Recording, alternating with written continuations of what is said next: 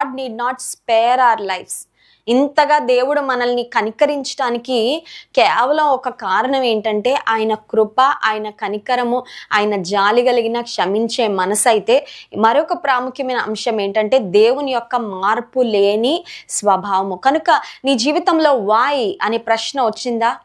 అది ఒకవేళ నీ జీవితంలో వచ్చిన కష్టం వలన అయిండొచ్చు, లేదంటే నీ కుటుంబంలో జరుగుతున్న పరిస్థితుల వలన, నీవు ప్రేమించిన వారి జీవితంలో వచ్చిన పరిస్థితుల వలన, నీవు చూస్తూ గమనిస్తున్న పరిస్థితుల వల్ల నీకు ఆ ప్రశ్న వచ్చినట్లయితే జ్ఞాపకం ఉంచుకో, దేవుడు మారలేదు.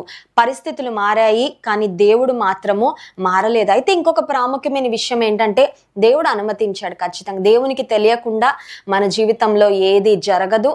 దేవుడు అనుమతించకుండా మన జీవితంలో ఏది జరగదు.